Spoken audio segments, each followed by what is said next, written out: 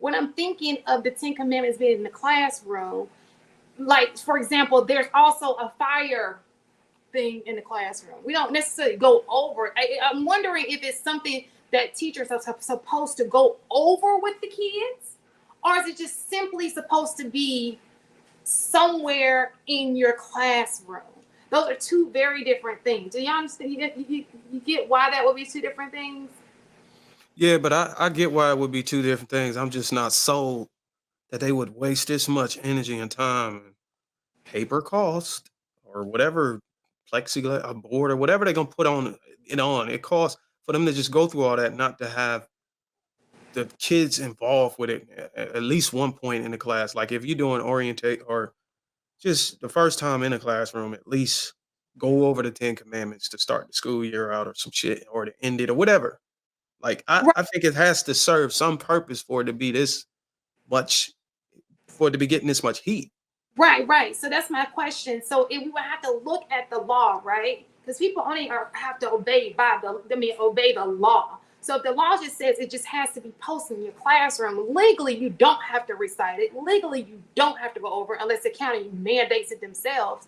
Um, but But if is it a matter of making it legal that you gotta say, "Hey, read that," or because no, I'm the teacher and it's in my classroom, "Hey, start with a sentence," even if no, even just like it's mandated the moment of silence, but we can't make you pray. It's you're supposed to say the Pledge of Allegiance, but we can't make you say the Pledge of Allegiance because there are people who, like you said, you got people who they don't. Nobody makes you do something. They'll do it, and if you say because of religious reasons, I cannot. Usually, we respect that.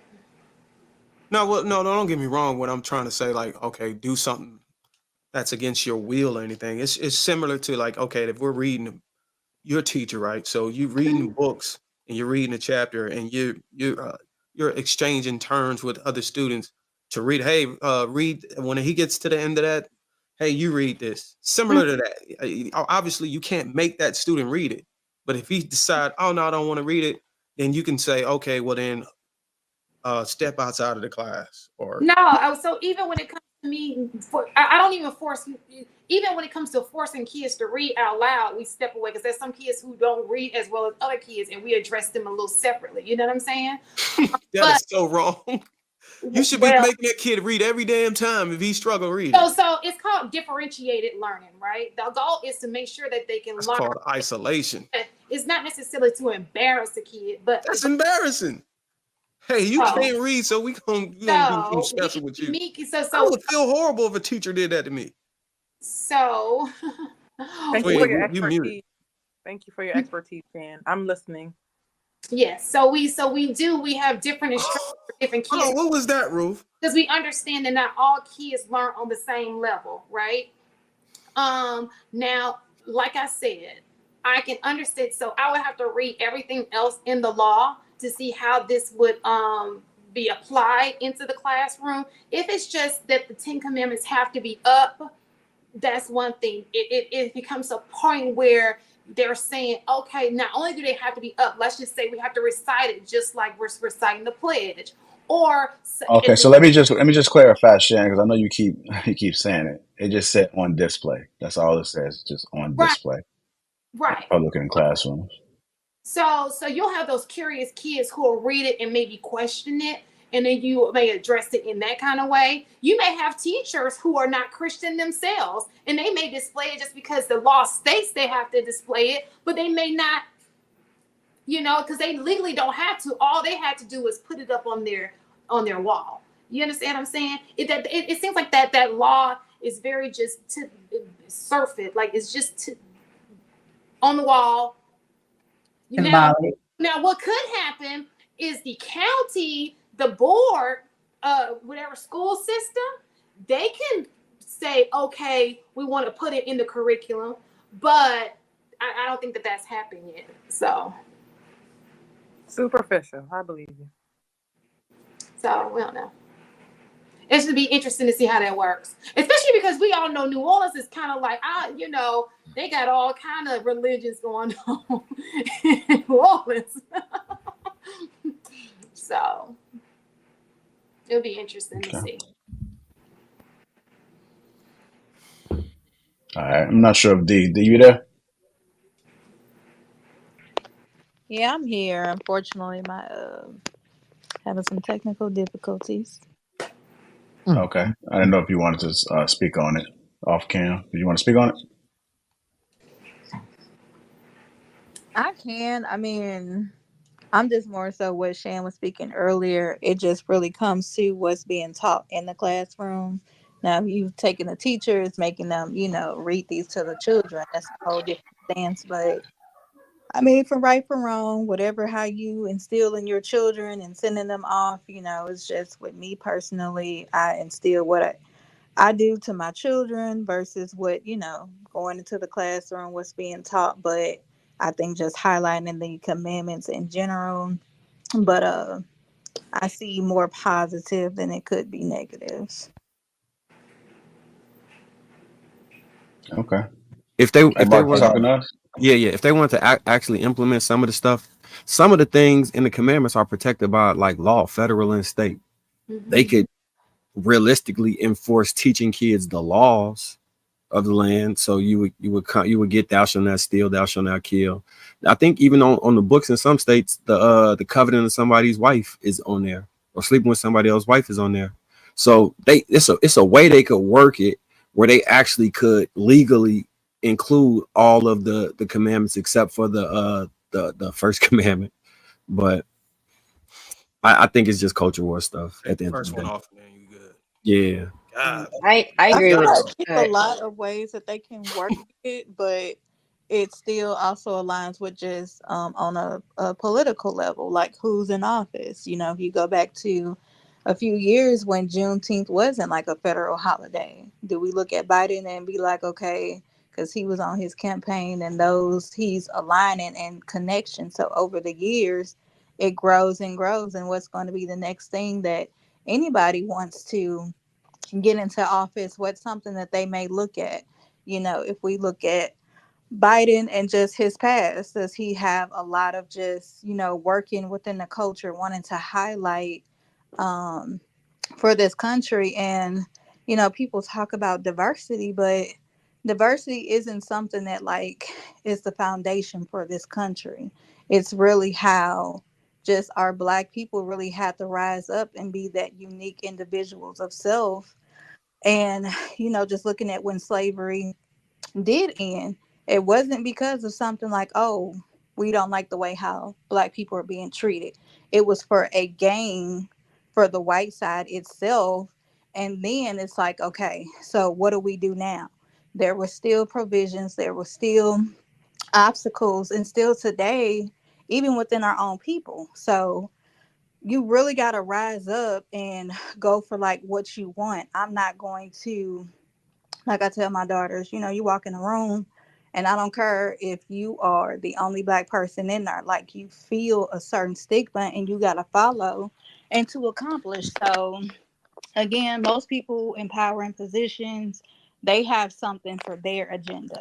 And it might look like it's too better for, like Biden, our president, just for the country itself. No, he got his end game. He's talking the talk. He's putting whatever message is out, and whether we believe it or not, whether we know his true intentions. But diversity, and this is just now my personal opinion, some people are getting on this talk of talking about it because they have a certain gain from it, they want something from it, and it's not to increase the black just our culture and our black people, but unfortunately it's for themselves.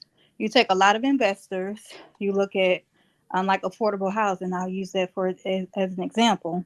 They can invest in these communities, the places where people don't want to go, but they're getting a gain on it on the back end that a lot of people don't know about it. So you get these buildings, you get these affordable housing, you get a lot of just different things that's making the community look better. And it's like, okay, we can get these low income and everything, but those write-offs. So, and I'll diverse, but I'll digress, but it's definitely so many ways of winning to where it might look for good, but it could be harm at the same time. The other thing would be if you have ultra right wing conservative Christians in charge of the country, foreign policy changes at this point, because we don't just send some aid to Israel or the nation state of Israel. Now we can pretty much get directly involved in that. Like, it has implications that reach around just state and local levels. So yeah, it's a lot that will go into that. So I think that they should try and enforce what they attempted to kind of do with the Constitution. All right, yeah, we're gonna go ahead and transition. You guys just tune in. Welcome to Lapeef. Let's go ahead, Shan. You want I, to I go was ahead? just ask a question. Yeah, so when I think about the Ten Commandments, I'm like, well, why would they do that? Y'all don't think that we turning a lot toxic these days, like to the extreme? I don't remember it being this toxic when I was younger. It's almost like we just So Chan, you're a teacher. I got one question for you, Lee. Mhm. I would assume it was some other teachers on here too, right? Or you the only one on here right now? Okay, so when you teach the LGBT portion of education, I don't. That's why I'm clueless to what we don't teach that. We have so y'all don't have to teach sex ed or nothing like that or some shit like no that. sex ed out. We don't even talk about. So do schools even teach that, first of all, before I I don't. even? I don't think they do like they used to. No, at least in my system, they don't. Because I was under the impression that schools had to teach some Well, they form of did that. when we were young. Okay, so if they don't, then my point don't even matter. Yeah, I thought it was in. I don't address that in my classroom at all. And even when it comes to bathrooms, the girls go to the girls' bathroom, the boys go out. What you were born with, that's the bathroom you go into. Okay. In my case, So kids don't even learn about the LGBT until they get out of school. they learn from each other in social media. I think those are high selling points, Darwin, because like nobody wants their kids indoctrinated, especially into a sexual lifestyle at an early age. So if they could find one example of that happening at the school, they can publicize that as this is what's next for America. And it could very well be a trend, but it's going to be hyped up the same way they hype us up with renewed interest in reparations or renewed interest in the Asian hate crime or renewed interest in all these things. They do that every election cycle. It's how they get people riled up in order to be politically active.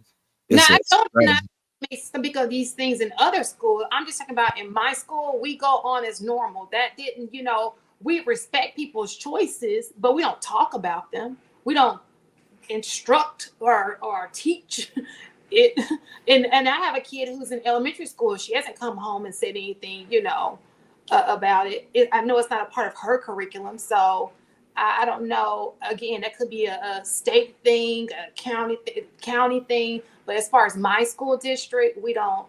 We allow you to be who you are, but we don't really address it or instruct it or teach it in our classroom. If you had a T student, a trans student, would they let it? What bathroom would they have to go into? Oh shit! I don't have one, so I don't know. Good one. I never taught a trans. I taught a gay student. Right, set her up, Marcus. But I've never taught. I was curious. They might have a policy on it at her school. You never know.